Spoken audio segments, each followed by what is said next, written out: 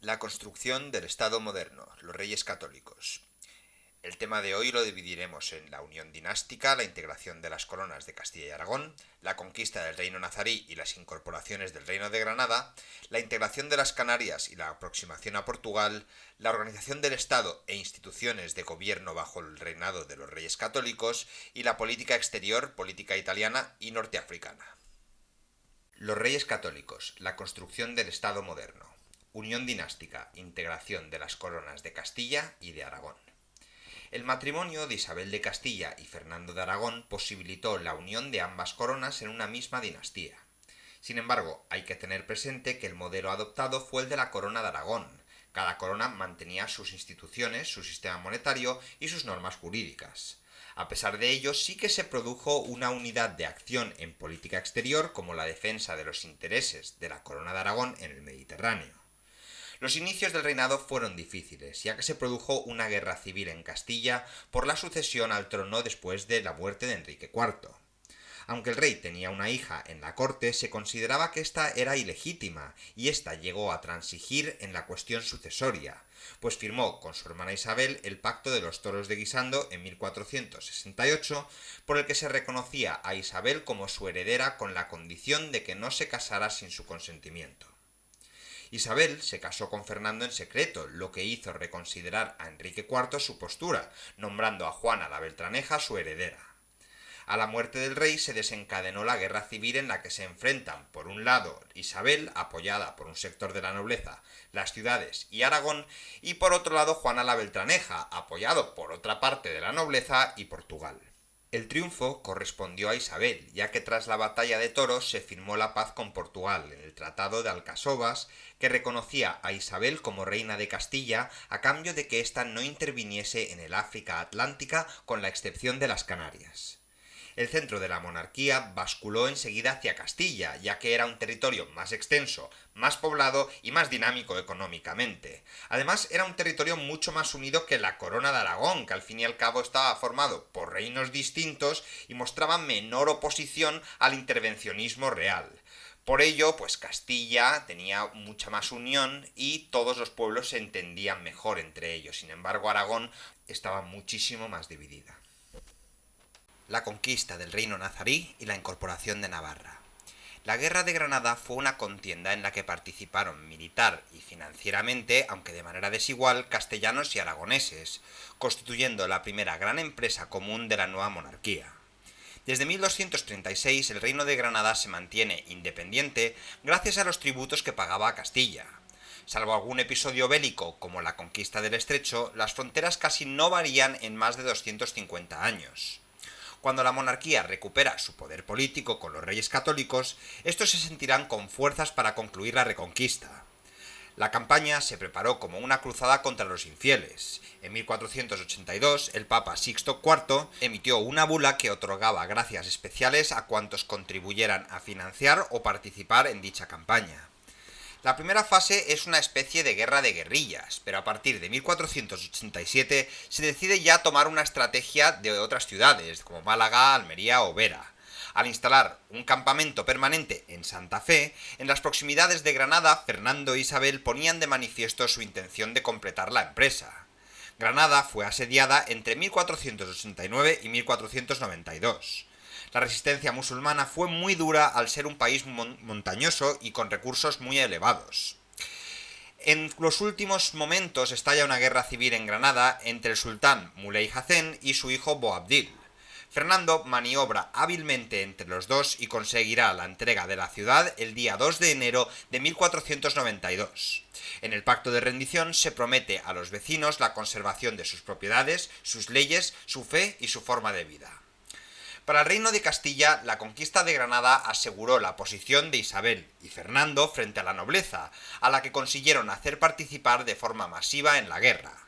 La Guerra de Granada fue clave para desarrollar el sistema fiscal y la capacidad militar castellana y significó un momento clave en la forja del Estado castellano moderno.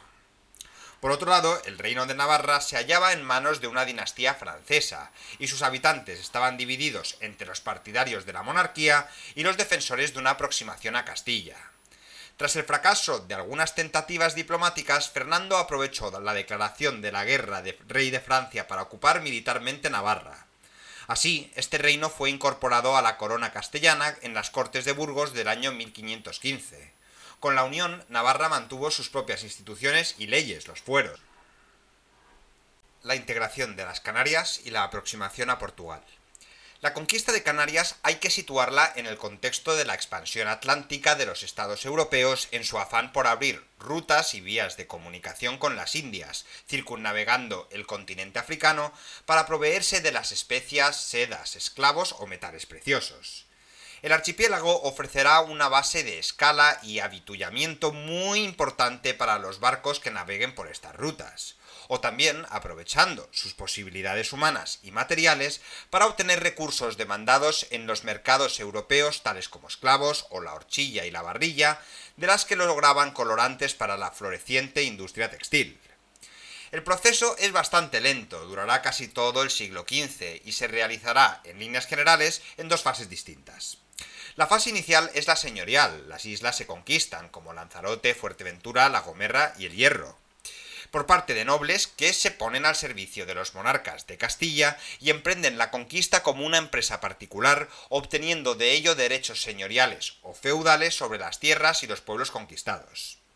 La segunda fase es la conquista realenga. Los reyes de Castilla se implican de forma directa, colocando a las islas en esta época conquistadas, como Gran Canaria, La Palma y Tenerife, bajo su directo control señorial y político. Desde 1946, el gobierno de las Islas Canarias se integró en la Corona de Castilla. A los indígenas canarios se les exigía aceptar la soberanía de la Corona de Castilla y la conversión al cristianismo. Los colonizadores de Canarias se comportarían de manera similar a como luego lo harían los colonizadores de América, de manera que la evangelización fue paralela a la explotación y a la desaparición de grupos indígenas, especialmente durante las luchas de conquista o su asimilación. Las Canarias se convirtieron en un punto económico y estratégico importante. Económico porque por el azúcar principalmente entraron a formar parte del sistema mercantil de los reyes hispánicos, como Portugal, Italia y Flandes. Por otra parte, se convirtieron en puntos estratégicos del intenso comercio entre Europa y el oeste de África y con América.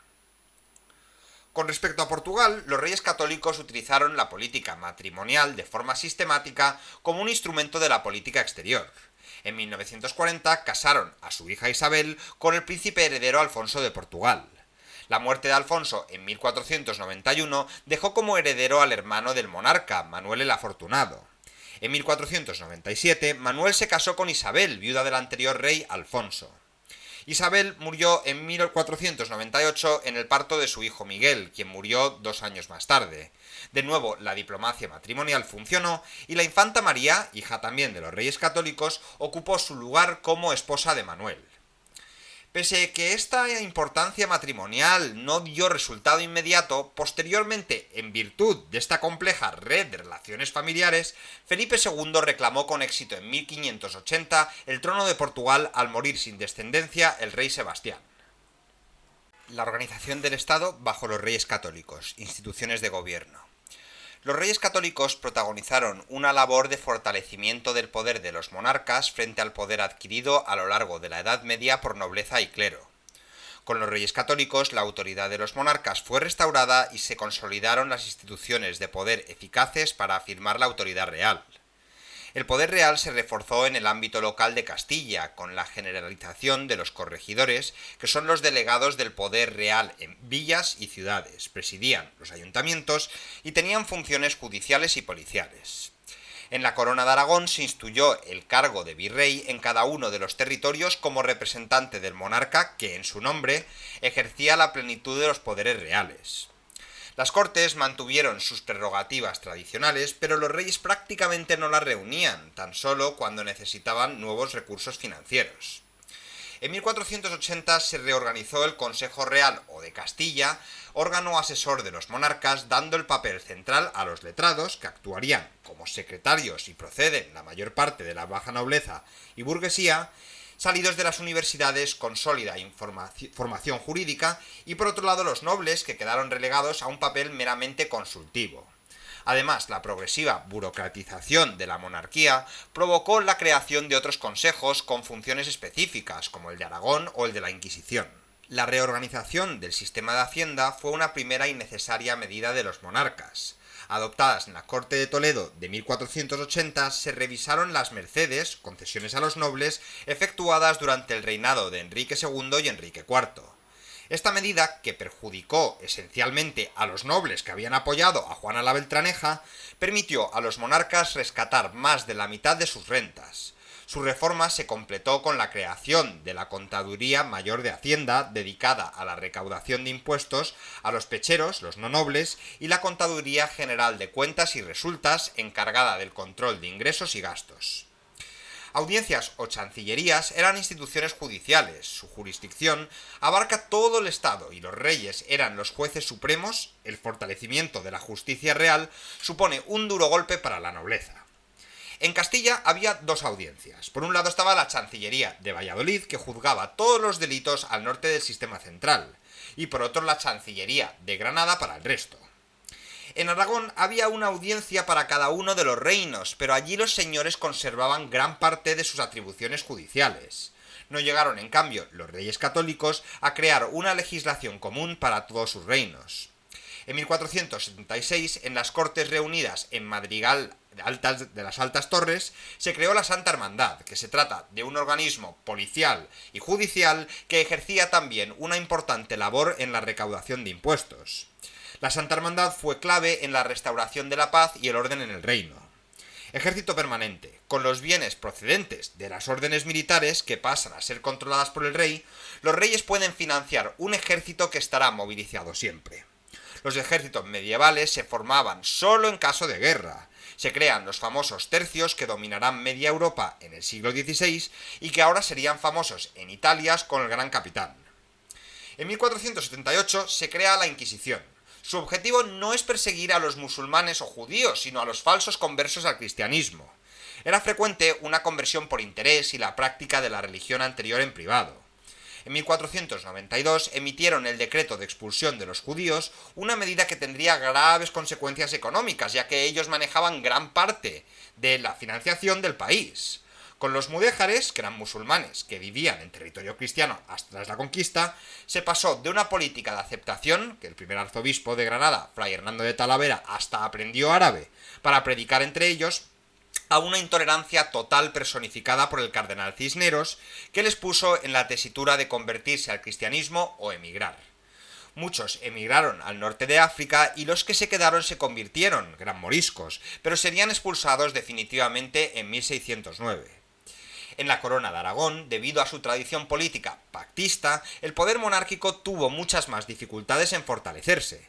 No obstante, el poder de los lugartenientes generales, importantes por las frecuentes ausencias de Fernando I, fueron reforzadas. Por último, vamos a hablar de la política exterior, la política italiana y la norteafricana. Hablemos de la política italiana. Italia estaba formado por muchos estados muy pequeños, en general ricos y cultos, pero militarmente muy débiles. Sin embargo, contaban con una hábil diplomacia. Los conflictos se iniciaron por las aspiraciones del rey de Francia, Carlos VIII, a dominar Nápoles. Para ello, quiso asegurarse la neutralidad de sus posibles enemigos, los reyes católicos, devolviendo en 1493 el Rosellón y la Cerdaña. Después invadió Nápoles. Todos los estados italianos, apoyados por los reyes católicos, se coaligaron contra él. Posteriormente, en el año 1500, Fernando y el rey de Francia llegan a un acuerdo para repartírselo. Se envían tropas dirigidas por Gonzalo Fernández de Córdoba, el gran capitán, que hará uso de la experiencia de la Guerra de Granada. Muy pronto estalla el conflicto entre ambos ocupantes, sin embargo, y a pesar de la superioridad militar francesa, el gran capitán los derrota en Ceriñola y Garellano en 1503 ante el asombro de Europa. De esta forma, los Trastámara recuperan Nápoles. Fernando, a partir de ese momento, busca el equilibrio. Francia, al norte de Italia, controlando Milán y Venecia, en el centro, los estados pontificios, y Aragón, al sur, controlando Nápoles y las islas. Por otro lado, la política norteafricana, tras la conquista de Granada entre 1497 y 1510, los castellanos realizan expediciones en el norte de África con los siguientes objetivos. El primero, garantizar la seguridad política y comercial en el Mediterráneo frente a los berberiscos y los turcos. Y el segundo, que continúa el espíritu de la cruzada frente al infiel tras la conquista de Granada. Estas expediciones ocuparon puertos y bases estratégicas para la piratería norteafricana, como Melilla, el Peñón de Vélez de la Gomera, Orán en Argelia, Bujía en Argelia también, Trípoli y en Libia.